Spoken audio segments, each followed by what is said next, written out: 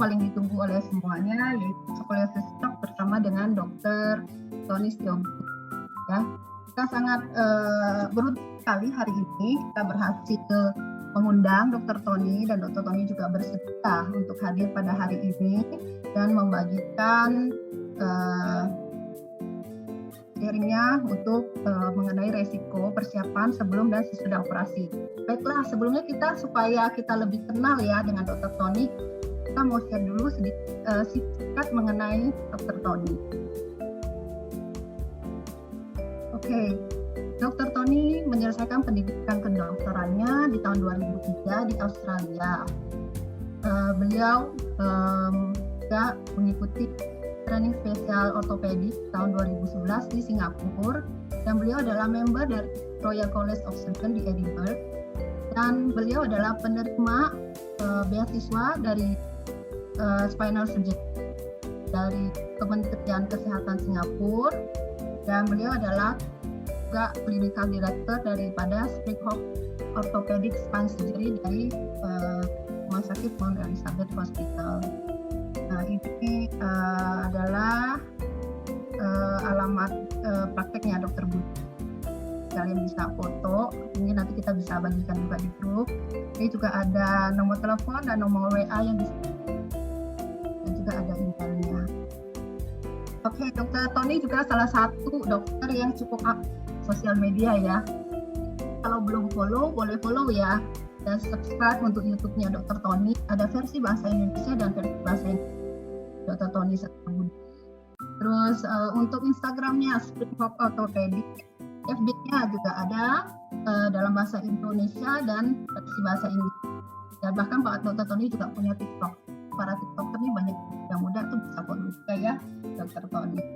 Oke, jadi perkenalan singkat dengan Dr. Tony. Kita mungkin bisa langsung masuk ke sesi skoliosis talk dengan Dr. Tony. Dr. Tony, saya persilakan waktunya. Terima kasih. Oke, terima kasih semuanya yang sudah hadir pada siang hari ini untuk mendengarkan apa yang saya sampaikan. Saya diberi topik yang lumayan susah ya.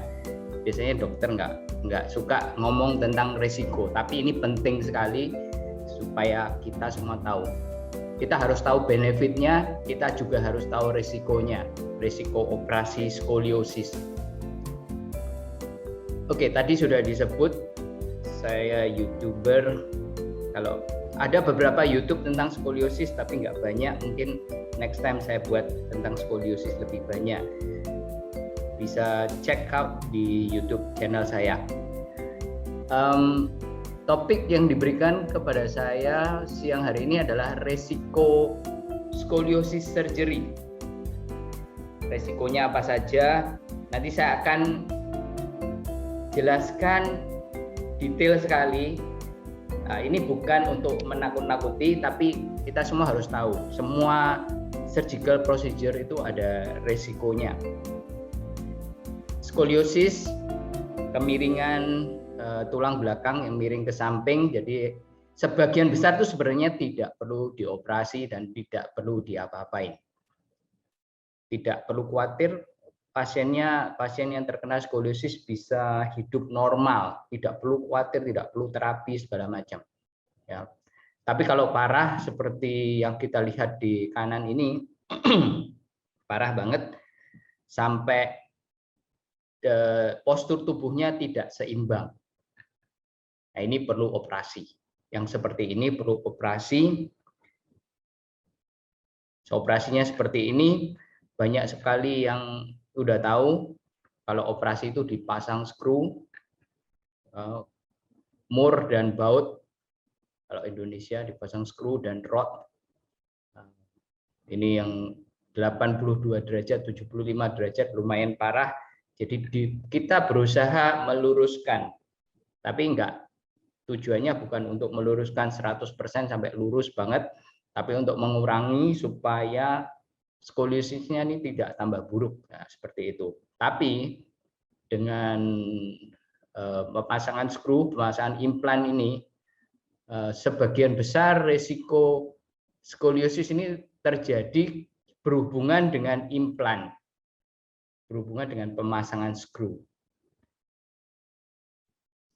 Ini resiko secara general ya, resiko secara umum.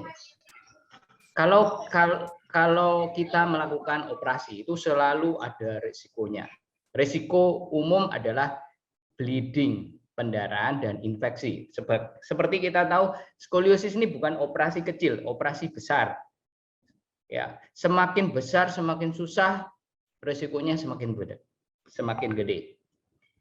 Nah, kalau skoliosisnya parah banget seperti yang kita lihat tadi 82 derajat seperti itu, maka kita perlu melakukan osteotomi, tulangnya perlu dipotong.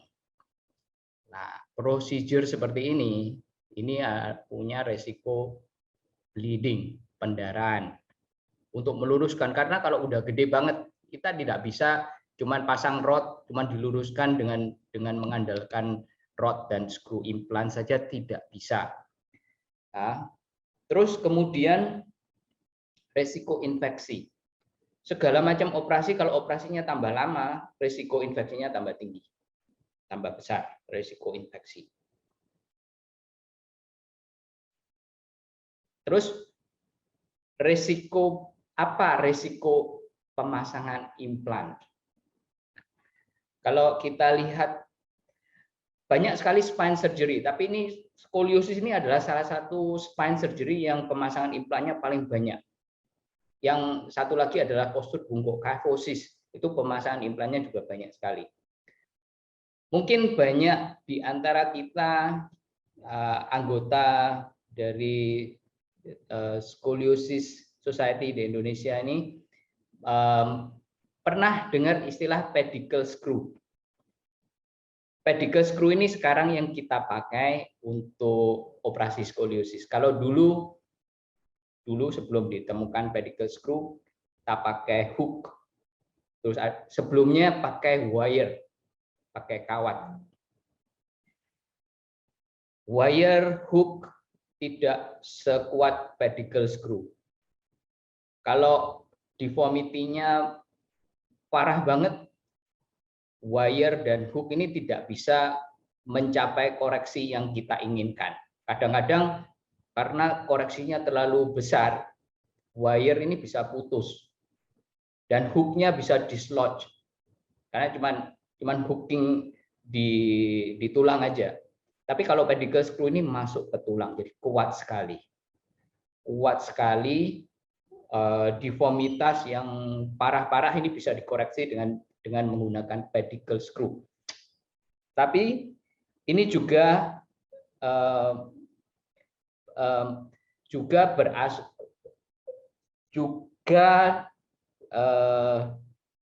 ada resikonya yang berhubungan dengan pedicle screw. Inilah yang dinamakan pedicle, itu adalah antara tulang ini di sini ya, yang menghubungkan antara bagian depan tulang belakang dan bagian belakang, itu dihubungkan oleh pedicle. Dan bagian inilah yang kita masukkan skru. Ini adalah diagram tulang belakang, cross section tulang belakang yang normal. Jadi pedicle screw-nya simetri. Kalau skoliosis ini beda, karena skoliosis bukan hanya miring ke samping, tapi juga muter. Jadi ada rotational deformity-nya. Yang kalau operasi yang dilihat tuh bagian belakang saja, yang ini. Bagian depan kita nggak kelihatan. Pedicle-nya di mana? Pedicle kita tidak bisa lihat waktu operasi. Kita mengandalkan bony landmark. Kadang-kadang yang membuat susah lagi juga bentuk dari spinous process. Nah, spinous process ini spinous process. Kalau tidak ada skoliosis lurus, tapi kalau ada skoliosis miring, bisa miring seperti ini. Ini yang membuat kompleks. Ya, jadi saya sebelum operasi harus lihat X-ray-nya baik-baik. Kalau perlu dilakukan CT scan supaya kita tahu arahnya. harus dimasukkan pas di sini. Ini yang namanya pedicle sini, pedicle screw dimasukkan di sini. Ya, karena miring ini jadi tricky, difficult. Semakin miring semakin susah masukinya. Resiko misplacement of pedicle screw itu sekitar 14%. Ya, tapi bukan berarti 14% ini bermasalah. Sebagian besar pedicle screw misplacement ini tidak menyebabkan masalah. Sebagian kecil yang menyebabkan masalah. Kalau kita lihat di sini, ini pedicle screw yang tepat, posisi yang tepat di tengah-tengah pedicle. Kalau ini masuk agak separuh di pedicle, separuh di dalam spinal canal. Seperti kita ketahui di spinal canal ini isinya saraf. Kalau ini 100% di spinal canal. Ini klasifikasinya. Klasifikasi pedicle screw misplacement. Kalau ini di luar separuh di pedicle screw, separuh di luar. Kalau yang E ini total 100% di luar. Kalau F kepanjangan, skrunya kepanjangan sampai di luar sini. Kalau di dalam sini ada saraf, di luar ini ada aorta, ada saluran darah yang besar, dan ada paru-paru. Kalau kita lihat dari posisi samping, kita bisa lihat pedicle screw yang pemasangannya benar, dipas di tengah seperti ini, bisa ke bawah, bisa ke atas. Kalau ke bawah ini posisi saraf yang keluar dari tulang belakang itu posisinya di sekitar sini, ini bisa cedera saraf. Oke. Terus medial itu berarti lebih ke tengah. Seperti kita lihat di diagram ini, di tengah itu isinya saraf. Kalau miring ke dalam, medial misplacement, sarafnya bisa cedera, belum tentu lumpuh, ya, bisa menyebabkan rasa nyeri, kalau sarafnya teriritasi, numbness atau weakness, ototnya jadi lemah. Biasanya semakin ke tengah itu semakin parah, semakin resiko paralisis semakin tinggi. Mungkin seperti ini. Ini resiko paralisis. Kemungkinan besar ini terjadi paralisis kalau pemasangan skru seperti ini. Kalau ini mungkin tidak menyebabkan paralisis. Terus ini lateral misplacement. Kalau keluar, kalau di luar, ini yang tadi di dalam, ini di luar. Kalau posisinya di luar, ini tidak menyebabkan cedera saraf, tapi bisa cedera saluran darah. Ini yang namanya aorta. Saluran darah yang terbesar di tubuh kita, aorta. Belum tentu seperti ini ya. Ini touching di aorta. Belum tentu seperti ini bermasalah. Bisa saja cuman dekat saja tapi tidak bermasalah. Tapi kalau bermasalah ini katastrofik. Bisa menyebabkan kematian. Kalau yang ini. Terus ini paru-paru kita, kalau kepanjangan bisa mencederai paru-paru, tapi ini bukan masalah yang serius, lung injury. Pasiennya mungkin merasakan shortness of breath, tapi nanti sembuh sendiri. Yang ini sembuh sendiri. Kalau yang ini kalau tidak menyebabkan masalah, ya perlu monitoring saja. Tapi kalau menyebabkan masalah, ini biasanya katastrofik, bleeding, yang masif, susah ditangani. Ya, ini diagram aorta. Aorta di depan sini, ini jantung ke aorta, saluran darah terbesar, semakin miring aortanya itu, aorta yang normal ini posisi normal ya, tapi semakin miring aortanya itu semakin dekat dengan, semakin miring karena skoliosis, semakin dekat dengan tulang, ya, tulang belakang. Posisinya bisa di sini. Misalnya ini seperti ini. Kalau posisi aorta di sini, ini bisa very catastrophic. Terus lung injury seperti yang saya sebutkan tadi, biasanya tidak perlu direvisi dan bisa sembuh sendiri. Itu tadi yang immediate, yang bisa terjadi, komplikasi yang terjadi langsung. Tapi ini kalau ini adalah delay complication. Tujuan operasi dari skoliosis adalah untuk fusion, untuk correction, terus fuse supaya tulangnya nyambung. Tapi kalau tulangnya tidak nyambung karena suatu hal dan yang lain, maka implannya ini tidak kuat untuk gerak terus. Suatu kali akan fatigue dan bisa break, bisa patah. Either patah di skrunya atau patah di rod. Ini ya. Ini bisa terjadi karena tulangnya nggak nyambung. Dan kalau sudah seperti ini kadang-kadang bermasalah, tapi kadang-kadang tidak bermasalah.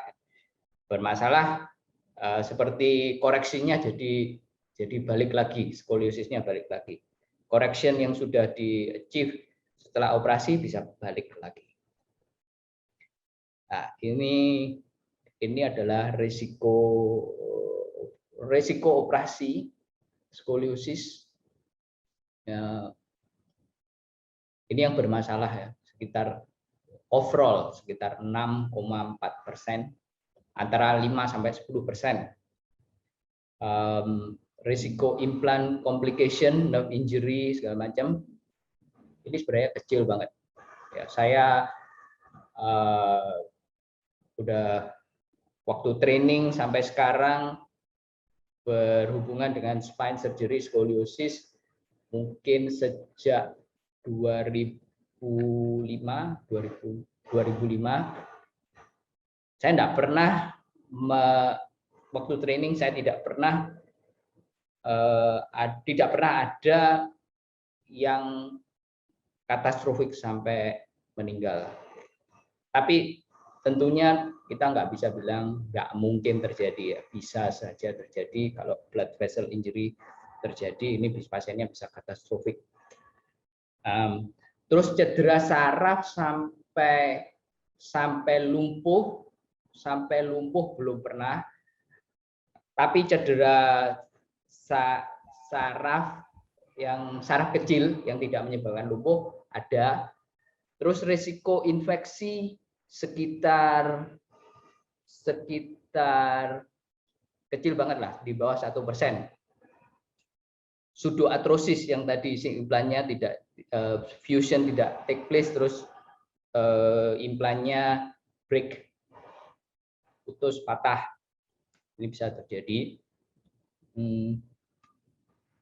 Fusion itu biasanya tidak terjadi langsung ya, antara 3 bulan sampai 1 tahun. Tapi kalau lebih dari 1 tahun fusionnya tidak terjadi, maka kemungkinan implannya bisa patah atau skoliosis correctionnya bisa balik lagi, skoliosisnya bisa balik lagi. Terus ada beberapa hal yang bisa kita lakukan supaya untuk mengurangi implant related complication. Nomor 1, neuromonitoring, ini penting sekali. Operasi dengan neuromonitoring. Jadi sarafnya dimonitor terus-menerus saat operasi. Kalau misplacement of the screw terjadi, neuromonitoring ini bisa kasih warning. Jadi sarafnya, signal-signalnya sudah berubah, warning. Jadi screw misplacement. Ya, waktu itu saat operasi screw misplacementnya itu dibetulin. Ini adalah salah satu cara yang menurut saya untuk mengurangi risiko cedera saraf. Ini cuman monitor saraf saja. Oke, untuk mengurangi risiko cedera saraf. Terus bagaimana mengurangi risiko infeksi?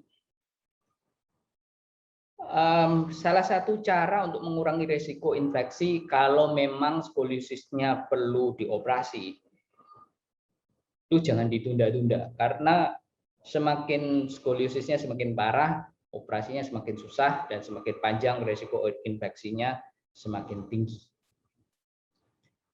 Terus di operating theater itu ada yang namanya lamina flow. Jadi gerakan udara ini dikontrol.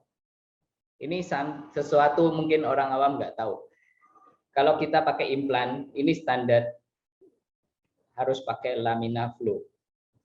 Udaranya dari atas ke bawah, atas bersih, bawah kotor ya. Bawah debu itu ada di bawah. Jadi kalau udaranya dari atas ke bawah, maka risiko infeksinya berkurang.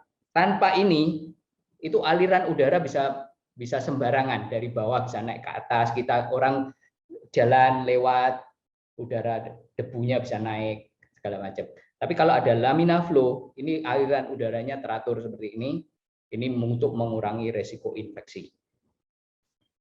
Kalau kita lihat di operating theater, lamina flow itu seperti ini. Untuk mengatur aliran udara. Ini penting sekali. Terus, jadi saya sudah bicara panjang lebar tentang risiko, ya. Bukan untuk menakut-nakuti, tapi ini penting sekali, kita semua harus tahu. Jadi intinya kalau memang perlu operasi, ya dioperasi. Jadi operasi ini harus mengikuti indikasi yang benar. Kalau untuk anak-anak, misalnya skoliosisnya sudah mendekati 40, 50 dan anaknya masih kecil banget, jadi kemungkinan memburuk dengan waktu besar. Ini adalah salah satu indikasi untuk operasi. Kalau orang dewasa, di literature kan bilang 50 derajat ke atas kemungkinan memburuk lebih tinggi, significant and significantly worsen gitu ya. Tapi saya ada beberapa pasien yang udah 60 derajat, udah dewasa, 60 derajat. Saya lakukan serial X-ray. Ternyata tidak memburuk. Ini tidak akan saya operasi. Tidak memburuk kalau saya operasi. Ini cuma kosmetik aja. Kalau memang ada kemungkinan memburuk, udah tahu memburuk, tahun ini X-ray misalnya 60 derajat, tahun depan 65 derajat, tahun depan lagi 70 derajat, ini harus dioperasi. Kalau dibiarkan, maka bisa terjadi komplikasi. Tanpa operasi, skoliosis yang parah ini bisa menyebabkan komplikasi paru-paru. Terus yang kedua, kalau memang indikasi operasi sudah jelas, ya segera dioperasi, karena deformity yang lebih kecil itu resikonya jauh lebih kecil dibanding dengan yang lebih besar. Terus sekarang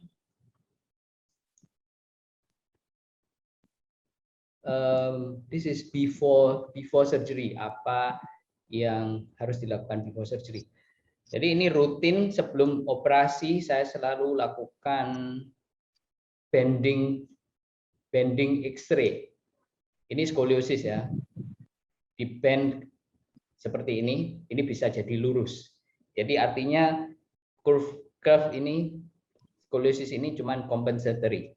Ini terjadi karena compensate yang di atas. Kalau nggak compensate maka badannya akan miring. Ini menunjukkan bahwa yang segmen ini tidak perlu dioperasi. Beda dengan yang seperti ini. Di bend ini tidak ada correction sama sekali. Nah, inilah yang perlu dioperasi. Kalau misalnya bending film seperti ini tetap miring seperti ini, ya operasinya harus di-extend sampai ke bawah supaya kita bisa correct the deformity. Terus yang nomor 2, lung function test. Harus dicek fungsi paru-paru. Biasanya kalau idiopathic skoliosis, ya sebagian besar skoliosis tergolong idiopathic skoliosis, biasanya tidak ada masalah, kecuali deformity-nya terlalu gede banget, 80 derajat atau lebih, biasanya affect the lung function. Ini kalau lung function-nya menurun, maka resiko operasi juga meningkat. Oke. Ini perlu dicek.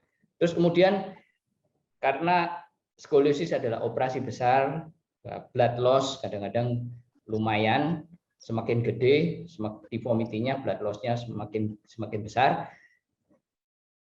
Saya lakukan autologous blood donation. Jadi pasiennya sebulan, 2 bulan sebelumnya darahnya diambil, darahnya sendiri diambil untuk persiapan operasi. Jadi kalau memerlukan transfusi darah, darah yang dipakai adalah darahnya pasien itu sendiri. Oke. Terus setelah operasi biasanya dirawat di ICU untuk cek monitor semua. Kalau semua berjalan dengan baik, besoknya bisa balik ke ruangan biasa. Terus perlu kan setelah dikoreksi skoliosisnya, tulang belakangnya ini beda. Bagi yang sudah pernah melakukan operasi skoliosis pasti tahu. Posturnya aja sudah beda, ketinggian sudah beda. Jadi tambah tinggi segala macam ya, perbedaan. Jadi tubuh kita harus beradaptasi dengan tulang belakang yang baru, the new back, adjusting to the new back. Terus setelah operasi ototnya juga lemah, ini harus dikuatkan dengan melakukan core strengthening exercise. Terus kemudian olahraga. Ya, sekitar 6 bulan setelah operasi pasien boleh participate olahraga. Tapi ada olahraga yang not suitable untuk pasien yang sudah melakukan operasi skoliosis, seperti contact sport. Ini tidak dianjurkan. Bale sebenarnya kalau pasiennya bisa, tidak ada masalah, tetapi karena dipasang rod, jadi flexibility-nya jadi menurun, pasien nggak bisa melakukan bale dengan baik. Jadi ini kalau fusionnya panjang sekali, dianjurkan jangan melakukan bale. Terus weightlifting, angkat beban berat seperti ini juga tidak dianjurkan. Tapi olahraga yang lain seperti renang, lari, badminton, volleyball, basketball itu tidak ada masalah, dan pasien dianjurkan untuk melakukan olahraga setelah operasi skoliosis. Berolahraga dengan teratur. Terus follow up, dilakukan X-ray. X-ray pertama, X-ray 6 minggu, 3 bulan, 6 bulan, setahun. Berikutnya setahun. Kalau sudah stabil setiap 2 tahun. Terus dilakukan juga physical examination untuk cek apakah ada perubahan-perubahan setelah dilakukan operasi. Perubahan termasuk loss of correction. Ini bisa terjadi.